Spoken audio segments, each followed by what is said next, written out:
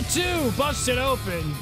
Talking pro wrestling, of course, here on Sports Zone, Sirius XM 92, the Sirius XM app, 866-522-2846. If you're on hold, stay put. But we go to the guest line. We welcome in a friend, a road traveling companion at times when we were doing some work in and around TNA, getting some great shows, get some great action in. This guy helped us immeasurably, and we kind of befriended him. I say kind of. Mike has clearly befriended this man, and he's a good man. He's a guy that understands pro wrestling, and he's putting some good stuff together out west. He is the founder of New Revolution Wrestling out of Colorado, or NRW. The website is nrwcharged.com. It's our buddy Matt Yaden. Matt, Doug and Dave here in New York. How you doing, buddy? Great. It's great to talk to you guys again. It's been a while, so I was excited to get the opportunity to get on here with you. And Matt, one of the things that we loved when we traveled with TNA and got to work with you is your mind for the business. You know, one of the things I loved doing was sitting and watching the matches, and you kind of had some great insight, and you have a really great creative mind, and I'm glad to see that it's being put to some good use.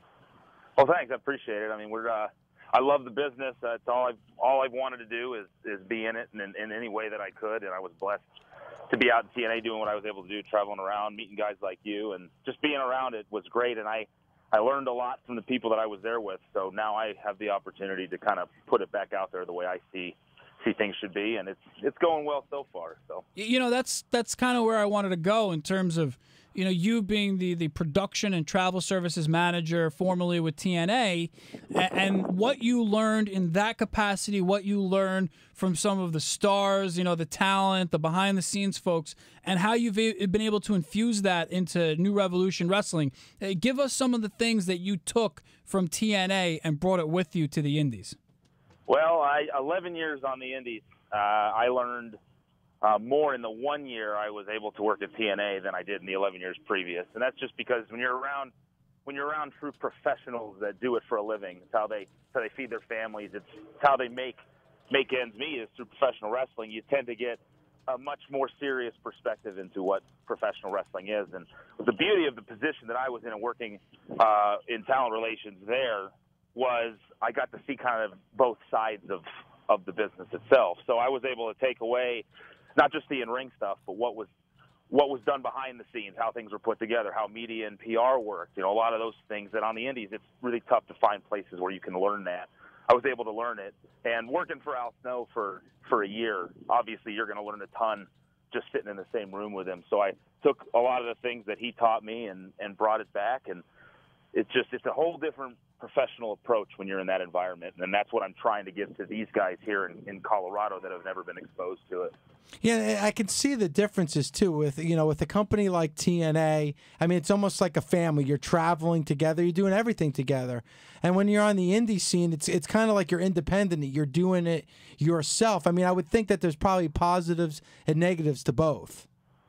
Yes, I mean, there's, again, indies are the indies, and you're an independent contractor, and you're kind of working for various different people. And when you're working in a TNA type environment or WWE type environment, like that's what you do. I mean, that's it. And you travel together, and you do things together, and you're around each other a lot more. And it's just it's a different approach when you're working with people that make their livings this way. And on the indies, it's tough to find that. So here, we're trying to instill that type of mentality on these guys and girls coming in, and that's the beauty of the wrestling school is you can get them from the ground level when they first break in and they first start doing things. You can try to instill that type of philosophy on them from the get-go. What kind of wrestling do you find out west? You know, I kind of consider Colorado geographically Midwest, but really when you think of Midwest in terms of the territories, it's further east. So you're kind of westbound. Obviously we know PWG out in Cali, SoCal. Give us the scene out there. Talk about recruiting wrestlers. Talk about your roster. What can we look for when we go to, we can go to NRW Charged, and you could actually check out your ITV taping. I know that was, last weekend. But it's very interesting that you're actually able to go to the website, plunk down a couple bucks and watch what you're doing out there. Yes, it's the scene out here. It's not like it is further east. I mean, there's not a whole lot going on. There's a few, a handful of wrestling groups that put on shows. We're the only ones that are putting out a weekly show. We're the only ones that do it the way that we do it, as far as the production and the editing and really focus it on the characters and the story development and things of that nature. I mean, I really do think that we're very unique in this part of the country when you look at it that way. But it's not a scene like you would find when I was out in the Nashville area and kind of that, going up into Jersey and New York. There's a lot less. Where there's hundreds out there, there's 3 or 4 out here. I know there's a lot of lucha libre organizations that I'm not too familiar with. I'll see kind of some advertisements popping in here and there, but it's a smaller scene. And we focus on what we're doing because, to me, what I'm doing is creating a scene. I'm trying to create an organization that spans out further than just Denver, and we're starting to get there. So that's kind of how the climate is out here in Denver.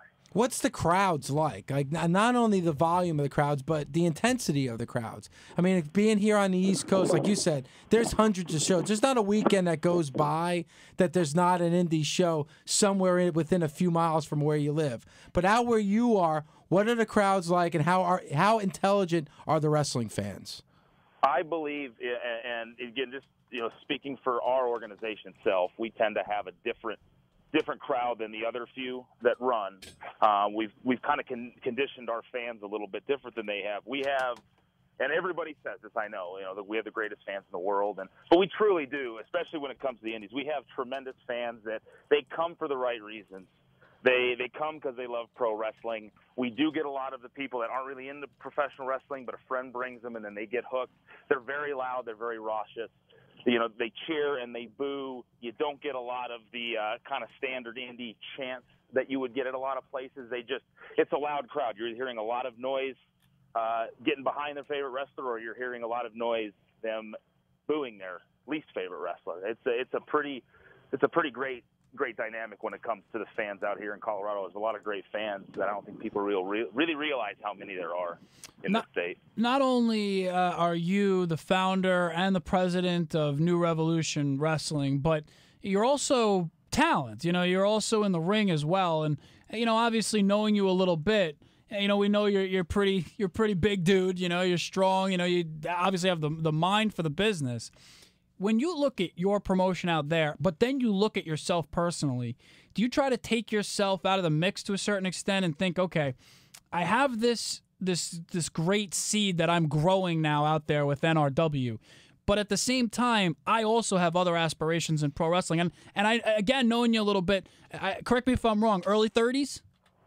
Yes. So as the performer, Matt Yaden, is time running out? What do you think about yourself personally in terms of pro wrestling? No, I'm still pushing. I'm still trying to achieve what I set out to achieve when I met you guys. I've still got my own goals and my own aspirations, but I'm having the time of my life building what's being built out here. So right now I'm trying to build the next level. To get to the next level is very, very, very difficult in professional wrestling. I'm trying to build a next level for guys in Colorado. As far as I go, I continue to try to get myself out there. I continue to try to get looks. I don't consider myself old. I've got many a year left doing this. I'm in the best shape I've ever been in.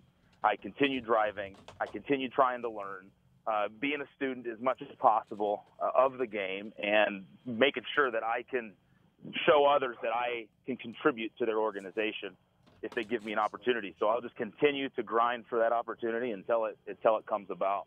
Yeah, and Matt, we've been around you, so we're talking about how intelligent you are, as a mind for the business. But you got the look, like Doug said, you have the size, you have the long hair, and I mean, you do have the look.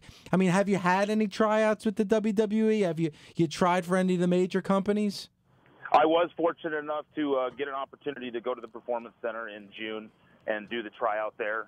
For the 3-day tryout. It was a great experience. I learned a lot, and it was a good test for myself because, again, if you're early 30s, you kind of look at a lot of other guys there that are younger than you, and when you can hang with them, when you feel you you're presenting the look and you're in the shape and the conditioning and you're showing that, hey, I really take this serious. This is what I want to do.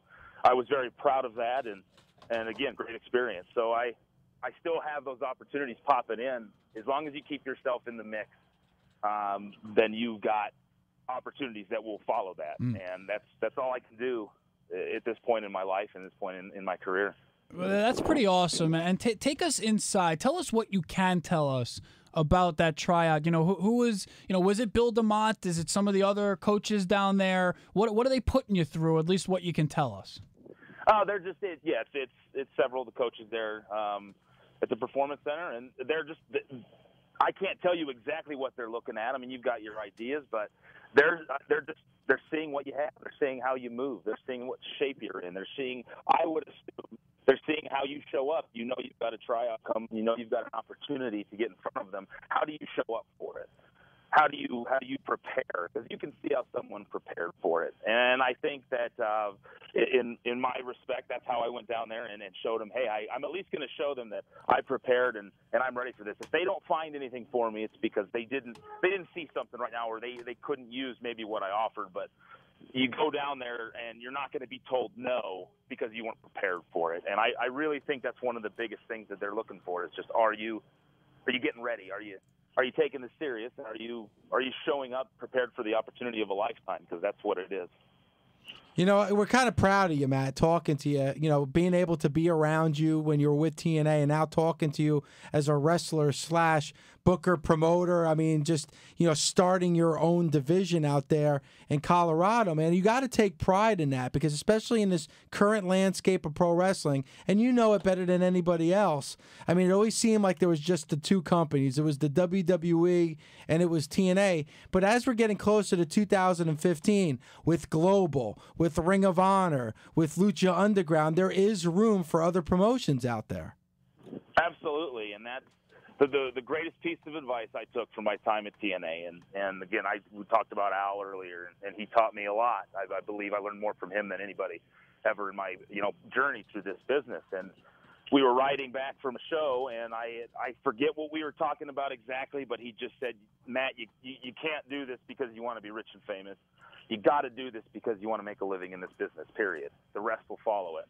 And I took that to heart, and I thought about it. So when I came back here and kind of revamped everything up and started the wrestling school, I now make my living through professional wrestling. That's what I do. It's all I do. I run a wrestling school, and I run the promotion, and that's it.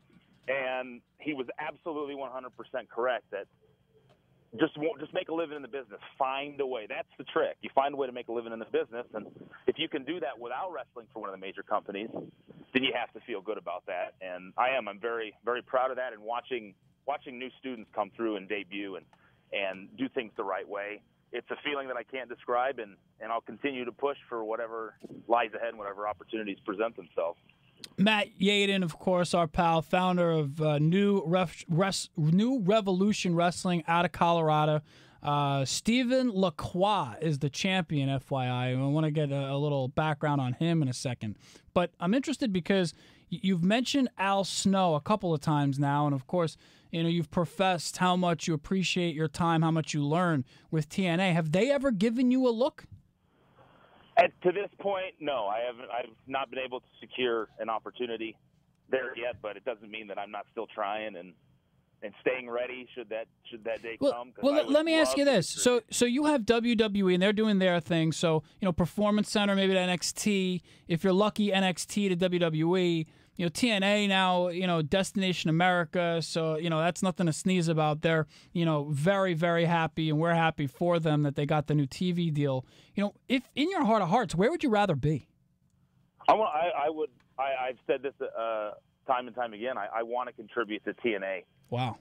In the ring. I love the company. I love my time there, and everything. I'm on the phone with you guys right now, and I'm running a professional wrestling school, and I'm making my living doing that and running a promotion because of my time at TNA. So you become loyal to the company that gave you the opportunity that you have taken advantage of. And I would love the opportunity to show them that I can contribute in more ways than just the way I contributed for a year in talent relations and production and travel services. So I continue to keep my sights set, and we'll see if I can make that a reality.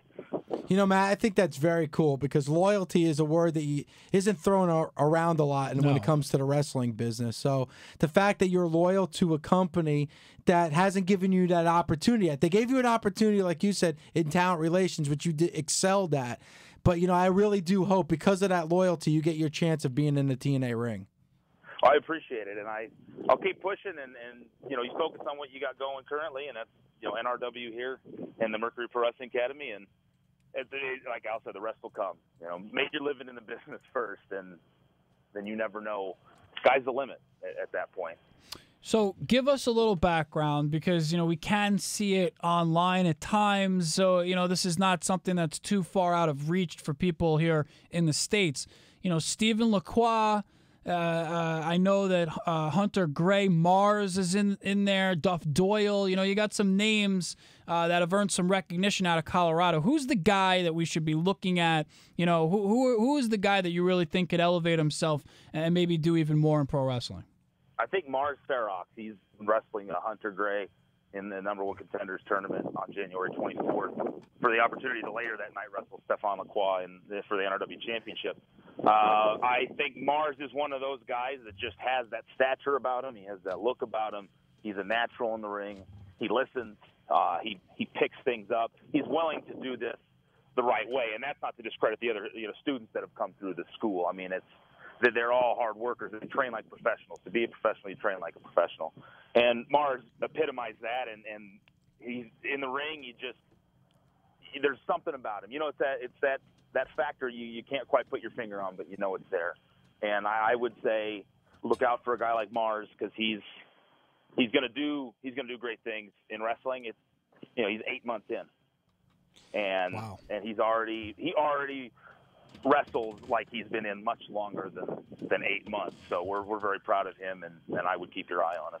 You know, Matt, you have the school, extremegym247.com, and we're close to Kevin Knight, who runs a school here on the East Coast, IWF, and he seems to go in the same direction that you're going in. Family entertainment, no hardcore style. You have the birthday parties, and you do a lot of charity work. And just to throw a story in, I went to a local show a couple of years ago, and it was geared towards children to the point where they had Boy Scout troops that were there at the show, and they went on to have a hardcore style match with thumbtacks.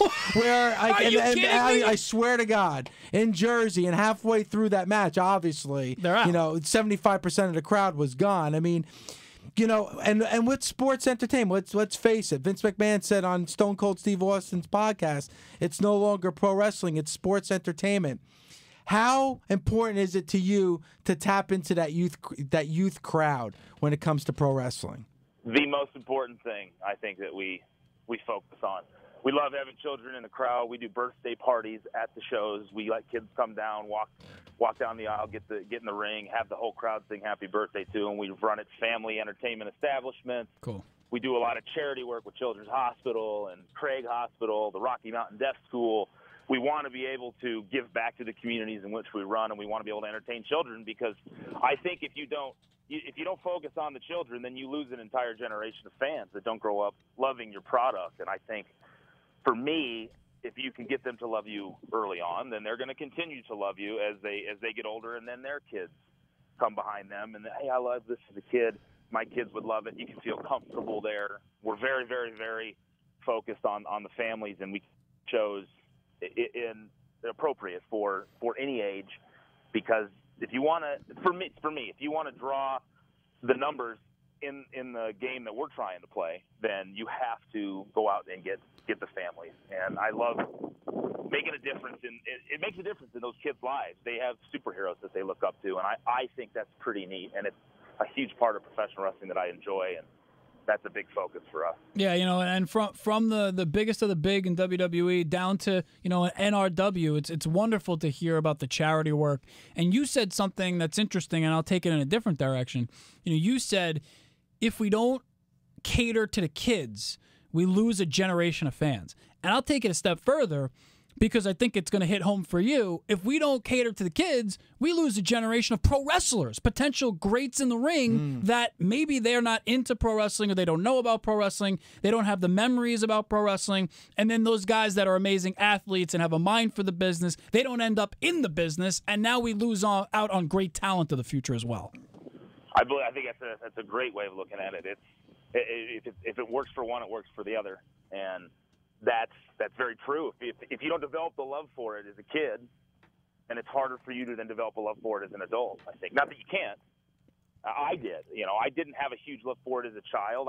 But I did have friends that watched it when I was. So I knew what it was, and it was cool. But I didn't develop the love for it.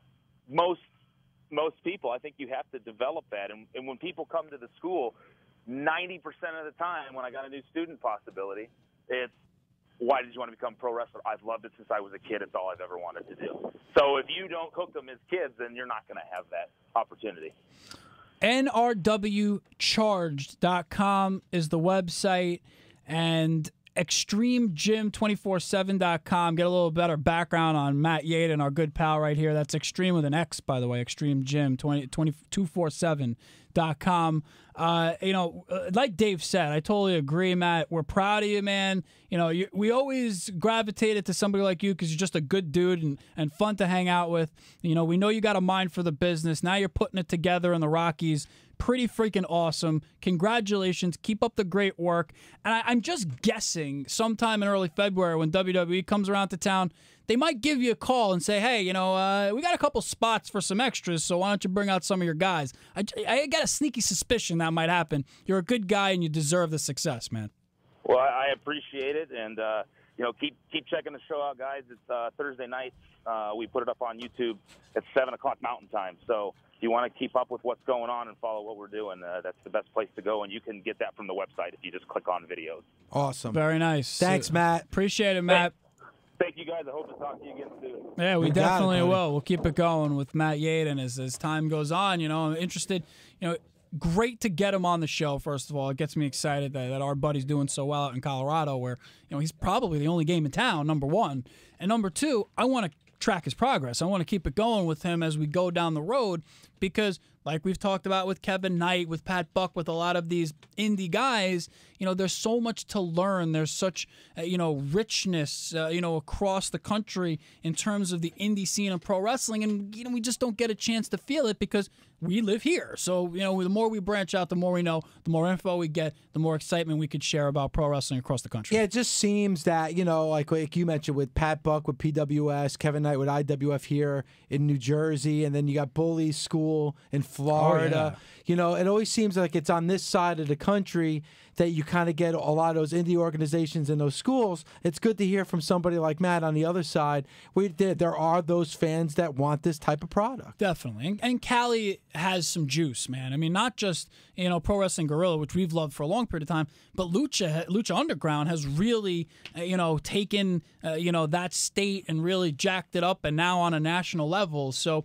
you see a lot of diversity in terms of skill sets as well. Lucha Underground, you're going to see stuff that you don't normally see anywhere here in the States. And we're saying goodbye to this studio, Doug. And one of my favorite shows from this studio is a Friday show. We talked to Matt Stryker and we talked to Tommy Dreamer.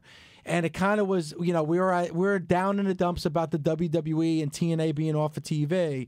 And it kind of opened our eyes to what else and what other worlds of pro wrestling are out there. And there are. And I think right now, as we get closer to 2015, Doug, I think that, how I asked Paul Heyman at WrestleMania 29 about the state of pro wrestling, and it all lied on what the state of the WWE was? I think right now we could talk about the state of pro wrestling. Yeah, you're right. Not the case anymore. That's for sure. Pro wrestling, it's a resurgence here, and I hopefully it keeps on keeping on in 2015. 866-522-2846. More calls to come. Luke Gallows, IWGP Tag Team Champion, member of the Bullet Club. He is to come here on a Friday edition of Busted Open. Everything you want to know about the world of wrestling is right here on Busted Open. Sports Zone, Sirius XM 92. Woo!